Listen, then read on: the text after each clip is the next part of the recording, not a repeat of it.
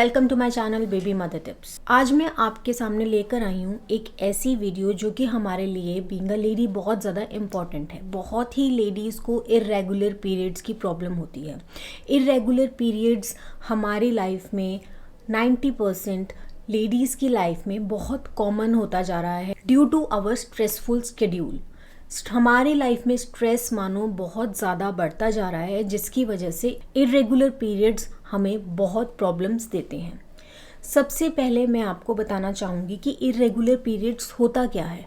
Normally जो एक period cycle होता है लेडीज़ का, वो 28 डेज़ का होता है। अगर आपके पीरियड्स लेस देन 21 डेज़ हैं या फिर मोर देन 35 डेज़ हैं तो ये इर्रेगुलर पीरियड्स में आता है। अगर 35 डेज से कम आपका पीरियड साइकिल है, दैट मीन्स ये अलार्मिंग नहीं है। लेकिन अगर फ्रीक्वेंटली 35 डेज से ज़्यादा या 21 डेज से कम आपके पीरियड्स आते हैं, that means this is alarming. आपको कोई मेडिकल कंडीशन हो सकती है या फिर आपको अपनी डाइट में या फिर अपने स्लीप पैटर्न्स में चेंज लाना बहुत ज़्यादा ज़रूरी है। अब हमें इर्रेगुलर पीरियड्स होते क्यों हैं? बहुत से ऐसे कॉमन फैक्टर्स हैं जिसकी वजह से लेडीज़ को इर्रेगुलर पीरियड्स हो सकते हैं। कुछ टेम्परेरी रीजंस होते हैं जिसकी वजह से लेडीज़ को इर्रेगुलर पीरियड्स होते हैं, जैसे कि स्ट्रेसफुल लाइफ, हार्मोनल इम्बैलेंस या फिर हार्मोनल चेंज, हमारी डाइट, फिजिकल एक्टिविटीज़। कुछ टेम्परेरी रीजंस होते हैं जिसकी वजह से जो लेडीज़ हैं उनको इर्रेगुलर पीरियड्स होते हैं, जैसे कि ब्रेस्ट फीडिंग, हमारी डाइट, हमारा स्ट्रेस, हमारे hormonal imbalances, hormonal changes, physical activities. और ये कॉमन रीजंस की वजह से बहुत सी लेडीज़ को इर्रेगुलर पीरियड्स होते हैं। लेकिन कुछ ऐसे रीजंस भी होते हैं जो कि टेम्परेरी नहीं होते, जिसकी वजह से फ्रीक्वेंटली लेडीज़ को इर्रेगुलर पीरियड्स आते हैं। सबसे पहला कारण होता है फेब्रॉइड, जिसे हम रसोली भी बोलते हैं। ये एक ऐसी मेडिकल कंडीशन होती है जिसमें जो हमारा यूटरस है, वो यूटरस की जो वॉल है वो ग्रो करना शुरू कर देती है। यूजुअली जो फाइब्रॉइड्स होते हैं वो नॉन कैंसरस होते हैं, लेकिन अगर ये बहुत ज़्यादा बड़े होते हैं, इनका साइज़ बहुत ज़्यादा बड़ा होता है, तो ये कैंसरस भी हो सकते हैं, ये एक ट्यूमर भी हो सकते हैं, और जिसको हमें ऑपरेशन के साथ निकालना बहुत ज़्यादा इम्पॉर्टेंट होता है। मोस्टली फाइब्रॉइड्स की वजह से लेडीज़ को इर्रेगुलर पीरियड्स की प्रॉब्लम होती है। इसके सिम्टम्स में यूजुअली या तो आपको कोई भी सिम्टम नहीं दिखेगा, लेकिन सबसे कॉमन जो इसका सिम्टम होता है वो होता है कि आपको फ्रीक्वेंटली हर थोड़े दिन के बाद पीरियड्स आने शुरू हो जाते हैं। आपको हर थोड़े दिन के बाद स्पॉटिंग होनी शुरू हो जाती है और आपको हमेशा थका थका सा महसूस होता है। सेकेंड कारण जो इर्रेगुलर पीरियड का होता है वो होता है, अगर आप सेक्सुअली एक्टिव हैं तो प्रेगनेंसी एक कारण होता है इर्रेगुलर पीरियड का। यूजुअली अगर आपको पीरियड्स नहीं आए हैं और आप सेक्सुअली एक्टिव हैं, दैट मीन्स कि आप प्रेग्नेंट हैं। तो ये एक बहुत कॉमन सा कारण होता है इर्रेगुलर पीरियड का। थर्ड रीज़न इर्रेगुलर पीरियड्स का होता है वो होता है थायराइड। जब हमारे थायराइड ग्लैंड्स जो हैं वो बढ़ जाते हैं, उसकी वजह से भी लेडीज़ को इर्रेगुलर पीरियड्स की प्रॉब्लम होती है। कई लेडीज़ को थायराइड इशू की वजह से पीरियड्स जो हैं या तो बिल्कुल स्पॉटिंग की तरह आते हैं या उन्हें बहुत ज़्यादा हैवी फ्लो में पीरियड्स आते हैं। अब थायराइड इश्यूज़ भी दो तरह के होते हैं, एक होता है हाइपोथायरॉयडिज्म और एक होता है हाइपरथायरॉयडिज्म। हाइपोथायरॉयडिज्म में आपको बहुत कम ब्लीडिंग होती है, बिल्कुल ना के बराबर लेडीज़ को ब्लीडिंग होती है और बिल्कुल स्पॉटिंग टाइप होता है। ऐसे में अगर आपको बहुत ज़्यादा हैवी फ्लो में पीरियड्स आते हैं या फिर अगर बहुत कम फ्लो स्पॉटिंग की तरह आपको पीरियड्स आते हैं, तो आपको अपने डॉक्टर्स को ज़रूर चेक कराना चाहिए। नेक्स्ट कारण जो इर्रेगुलर पीरियड्स का होता है वो है पीसीओएस। पीसीओएस यानी कि पॉलीसिस्ट ओवरी सिंड्रोम। ये एक ऐसा हार्मोनल इम्बैलेंस है जिसकी वजह से ओवरीज एनलार्ज होनी शुरू हो जाती हैं या फिर उनके अंदर कुछ सिस्ट पैदा होने शुरू हो जाते हैं। अब इसके कुछ सिम्टम्स होते हैं, इसमें कि जो आप सिम्टम्स देख सकते हो वो होते हैं अबनॉर्मल पीरियड्स, या फिर पीरियड्स बिल्कुल ही नहीं आते, या फिर अगर आते हैं तो बहुत ज़्यादा आते हैं, आपके फेस पे डार्क पैचेस होने शुरू हो जाते हैं। तो ये एक कारण हो सकता है इर्रेगुलर पीरियड्स का अगर आपको पीसीओएस की कंडीशन है तो। बहुत सी लेडीज़ को हेयर लॉस होता है, डिप्रेशन में वो चले जाते हैं, स्ट्रेस होना शुरू हो जाता है, बिना बात के उनको टेंशन होनी शुरू हो जाती है, और एक्ने की प्रॉब्लम जो है वो बहुत कॉमनली पीसीओएस में लेडीज़ को देखने में मिलती है। कई केसेस में पीसीओएस अगर लेडीज़ को है तो उन्हें इनफर्टिलिटी की प्रॉब्लम भी हो जाती है, प्रेगनेंसी कंसीव करने में उनको बहुत ज़्यादा प्रॉब्लम आती है। ऐसे में अगर आपको ये सिम्टम्स होते हैं, आपके पीरियड्स फ्रीक्वेंटली इरेगुलर होते हैं, तो आपको मेडिकल हेल्प ज़रूर लेनी चाहिए, ताकि अगर कोई भी ऐसी कंडीशन हो तो उसको टाइम पे आप जानकर उसको क्योर कर सकें। नेक्स्ट कंडीशन होती है एंडोमेट्रियोसिस। ये एक ऐसा डिसऑर्डर होता है जिसमें जो टिश्यूज़ यूट्रस को लाइन करती हैं वो यूट्रस के बाहर ग्रो करना शुरू हो जाती हैं, और जिसकी वजह से लेडीज़ को इरेगुलर पीरियड्स की प्रॉब्लम आती है।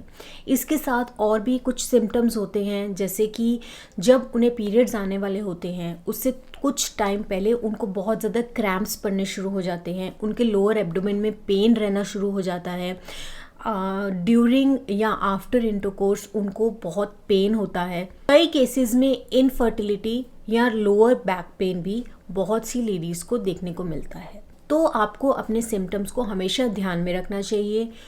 अगर आपको कुछ भी सिम्टम्स शो होते हैं अलोंग साइड इरेगुलर पीरियड्स, आपको उसको नज़रअंदाज नहीं करना चाहिए, अपने डॉक्टर्स को दिखाना चाहिए। नेक्स्ट रीज़न जो होता है इरेगुलर पीरियड्स का, वो होता है, बहुत कॉमन रीज़न होता है, वो होता है हमारी डाइट। अगर हम अपनी डाइट में बहुत ज़्यादा ऐसी चीज़ें कंज्यूम करते हैं जो हमारी बॉडी को नुकसान पहुंचाती हैं, तो ये इरेगुलर पीरियड्स का कारण हो सकता है। जैसे कि अगर आप बहुत ज़्यादा ऑयली चीज़ें खा रहे हो, अगर आप फ्रूट्स कंज्यूम नहीं कर रहे हो, वेजिटेबल्स कंज्यूम नहीं कर रहे हो, न्यूट्रिशियस आपकी डाइट नहीं है, आप ज़्यादातर बाहर का खाते हो, तो आपको जो है इरेगुलर पीरियड्स की प्रॉब्लम हो सकती है। बहुत से केसेस में इरेगुलर पीरियड्स जो है वो ओवर एक्सरसाइजिंग की वजह से भी हो सकता है। हमें अपनी बॉडी को उतना ही पुश करना चाहिए जितनी हमारी बॉडी सह सके। बीइंग अ लेडी, अगर आप ओवर एक्सरसाइजिंग करते हैं तो आपको इरेगुलर पीरियड्स की प्रॉब्लम हो सकती है, क्योंकि कई केसेस में ओवर एक्सरसाइजिंग जो है वो हमारे पिट्यूटरी ग्लैंड्स और थायराइड ग्लैंड्स को इफेक्ट करती है, हार्म करती है। तो इसलिए हमेशा ध्यान रखें कि एक्सरसाइज माइल्ड या फिर जितनी हमारी बॉडी के लिए सही होती है हमें उतनी ही करनी चाहिए। अब इरेगुलर पीरियड्स के लिए कौन सी ऐसी रेमेडीज़ हैं, कौन सी ऐसे वेज हैं जिससे कि हम इरेगुलर पीरियड्स को क्योर कर सकते हैं अगर हमें कोई मेडिकल कंडीशन नहीं है इर्रिस्पेक्टिव ऑफ इरेगुलर पीरियड्स। सबसे पहली चीज़ जो आपको ध्यान में रखनी चाहिए वो ये है कि आपको अपने डाइट को कंट्रोल करना चाहिए। अपने डाइट में आपको ऐसी चीज़ों को इंक्लूड करना चाहिए जो आपके लिए हेल्दी हैं, आपको हार्म नहीं कर रही हैं, आपकी बॉडी को हार्म नहीं कर रही हैं, ऑयली नहीं है। तो अगर आप अपने डाइट को अच्छा कर लेंगे तो आपको इरेगुलर पीरियड्स की प्रॉब्लम नहीं होगी।